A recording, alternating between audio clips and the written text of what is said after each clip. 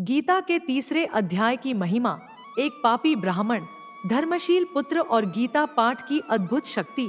सनातन धर्म की परंपरा में श्रीमद् भगवद गीता को परम पावन ग्रंथ माना गया है। इसके प्रत्येक अध्याय में भौतिक और आध्यात्मिक दोनों स्तरों पर कल्याण छिपा है। यह कथा श्रीमद् भगवद गीता के तीसरे अध्याय के पाठ की महिमा को प्रकट करती है। यह एक ऐसे ब्राह्मण की कथा है जो पतन के गर्त में गिर चुका था, और एक ऐसे पुत्र की जिसने गीता के एक अध्याय के पाठ से अपने पिता और असंख्य जीवों को नरक से मुक्त कर दिया। बहुत समय पहले जनस्थान नामक एक नगर में कौशिक वंश का एक ब्राह्मण रहता था, जिसका नाम जड़ था। जन्म से ब्राह्मण होने के बावजूद उसके कर्म उसके कुल के विपरीत थे।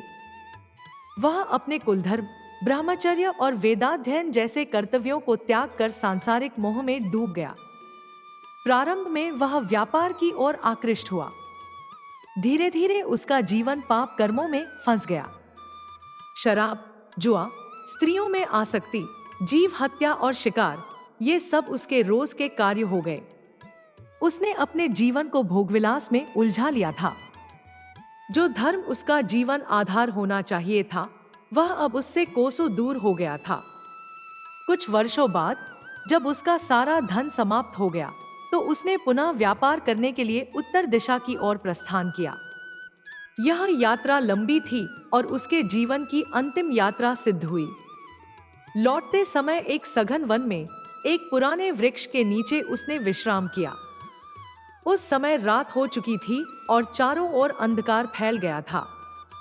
तभी कुछ डाकुओं ने उसे पकड़ लिया। उन्होंने उसे लूट लिया और क्रूरता से उसकी हत्या कर दी। उसके पापों के कारण उसे मृत्यु के बाद भयावह प्रेत योनि प्राप्त हुई। उसका शरीर नष्ट हो चुका था, पर आत्मा अब भी अंधकारमय संसार में कष्ट भोग रही थी। उधर उसका पुत्र, जो पूर्णतः धर्म में स्थित और वेदशास्त्रों का ज्ञाता था, पिता की प्रतीक्षा करता रहा। जब कई दिन बीत गए और पिता का कोई संदेश नहीं आया, तो उसे चिंता हुई।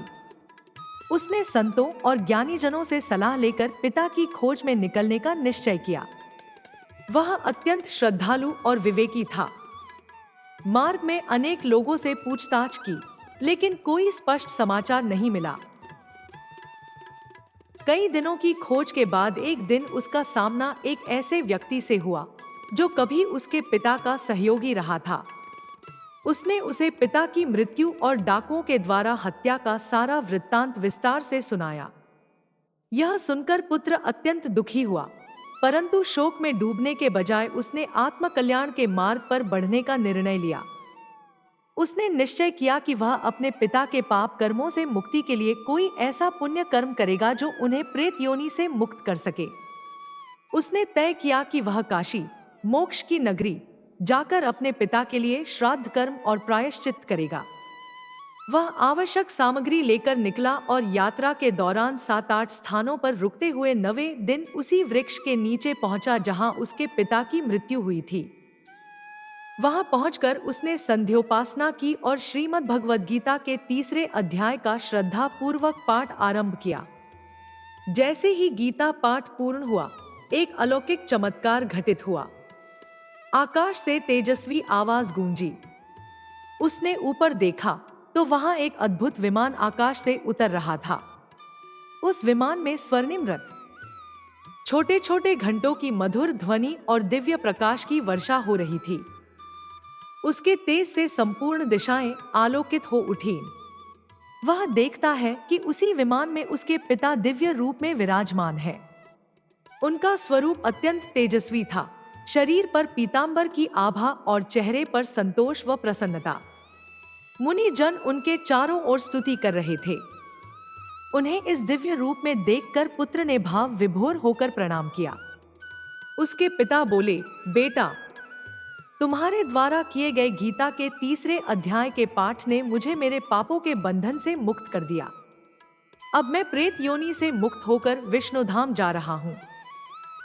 पुत्र ने कृतज्ञता से पूछा, तात, कृपया मुझे कोई और ऐसा कार्य बताएं जिससे मैं अपने पूर्वजों और अन्य पापबद्ध जीवों का भी कल्याण कर सकूं। पिता बोले, मेरे ही जैसे कर्म मेरे भाई और अन्य कुलजनों ने भी किए थे। वे सब अभी भी नरक में यातना भोग रहे हैं। तुम जिस साधन से मुझे उद्धार कर सके, उसी से उनका भी कल्याण कर सकते हो। गीता के इस अध्याय का पाठ कर उसके पुण्य का संकल्प कर उन सभी को अर्पित कर दो। पुत्र ने विनम्रता से वचन दिया। तात, यह मेरा सौभाग्य होगा। मैं समस्त नारकीय जीवों के कल्याण हेतु यह कार्य करूंगा। पिता ने आशीर्वाद देते हुए कहा, एवंस्तु पुत्र, तुम्हारा कल्याण हो। इतना कहकर वे उस दिव्य विमान में बैठकर विष्णु धाम को प्रस्थान कर गए।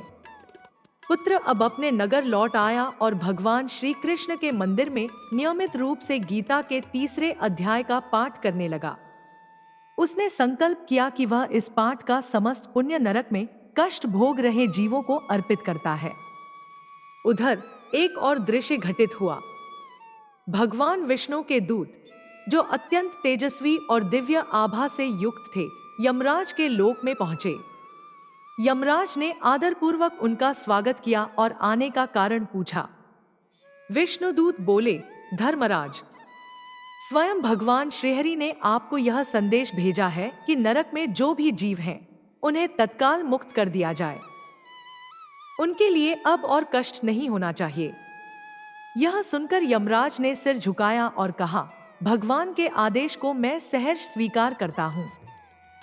उन्होंने तत्क्षण उन समस्त नारकीय जीवों को मुक्त कर दिया और उन्हें विष्णुधाम की ओर भेजा। इस कार्य के उपरांत यमराज स्वयं भी उन जीवों के साथ भगवान विष्णु के दर्शन हेतु क्षीर सागर पहुंचे।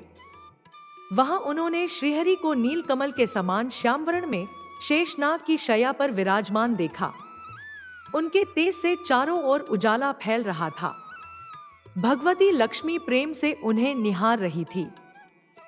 ब्रह्मा, इंद्र, ऋषि मुनि, योगीगण सभी उनकी सेवा में उपस्थित थे। यमराज ने करबद्ध होकर भगवान की स्तुति की, हे प्रभु, आप ही सृष्टिकर्ता, पालनकर्ता और संहारकर्ता है। आप ही वेदों के प्रणेता और सनातन धर्म के आधार हैं। आपके आदेश से ही समस्त जीवों का कर्म बंधन बंधता और छूटता है। आप त्रिगुणातीत, माया रहित, शुद्ध चैतन्य स्वरूप हैं। मैं आपको नमन करता हूँ। भगवान विष्णु ने प्रेम पूर्वक कहा, धर्मराज, तुम लोगों का कल्याण करते हो, यही मेरा कार्य है। तुम धर्म पूर्वक अपने कर्म करो और अपने लोक को लौट जाओ। इतना कहकर भगवान अंतर्धान हो गए। यमराज ने फिर से सबको प्रणाम किया और अपने लोक को लौट आए।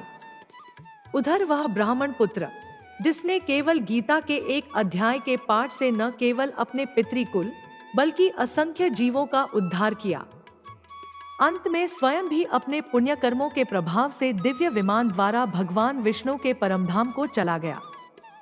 इस कथा से यह सिद्ध होता है कि श्रीमद् भगवद गीता का एक भी अध्याय श्रद्धा, भक्ति और संकल्प के साथ पढ़ा जाए तो वह न केवल स्वयं का बल्कि अनेक पीढ़ियों का कल्याण कर सकता है।